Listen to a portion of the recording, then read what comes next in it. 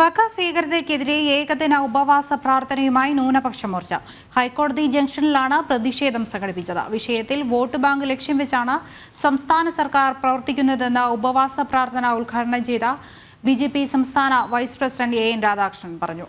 മുനമ്പത്തെ പാവങ്ങളുടെ ഭൂമി സംരക്ഷിക്കാൻ വൻ ജനപങ്കാളിത്തത്തോടെയുള്ള സമരത്തിന് BJP നേതൃത്വം നൽകുമെന്നും AN രാധാകൃഷ്ണൻ പറഞ്ഞു. വഖഫ് അധിനിവേശ ഭീഷണി നേരിടുന്ന മുനമ്പൻ ജനതയുടെ നീതിക്കായാണ് ന്യൂനപക്ഷ മോർച്ച കൊച്ചിയിൽ ഏകദിന ഉപവാസ പ്രാർത്ഥന സംഘടിപ്പിച്ചത്.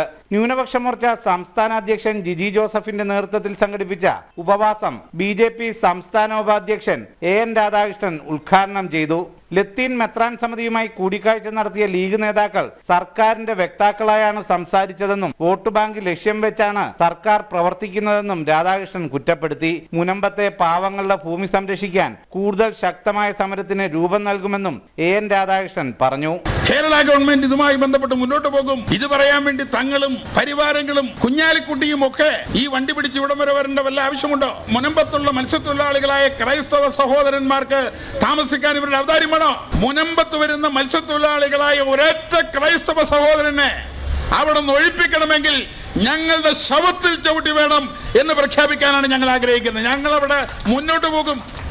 മനുഷ്യ മതൽ സൃഷ്ടിക്കും. ഇന്നേ വരെ കേരളം കണ്ടിട്ടില്ലാത്ത അത്രയും ജനപങ്കാളിത്തത്തോടു കൂടിയുള്ള ജീവിക്കാനുള്ള സമരത്തിന് വേണ്ടി നേതൃത്വം കൊടുക്കും. മുനമ്പം വിഷയം ജനശ്രദ്ധയിലേക്ക് കൊണ്ടുവന്നത് ന്യൂനപക്ഷ മോർച്ചയുടെ പ്രതിഷേധ പരിപാടികളിലൂടെയാണെന്നും പാവപ്പെട്ട ജനങ്ങളുടെ പ്രതിസന്ധിക്ക് പരിഹാരം കാണും വരെയും പ്രക്ഷോഭം തുടരുമെന്നും ന്യൂനപക്ഷ മോർച്ച സംസ്ഥാന അധ്യക്ഷൻ ജിജി ജോസഫ് പറഞ്ഞു. ന്യൂനപക്ഷ മോർച്ച സംസ്ഥാന ജില്ലാ നേതാക്കൾ ഉപവാസ സമരത്തിൽ അണിചേർന്നു. ജനം, കൊച്ചി.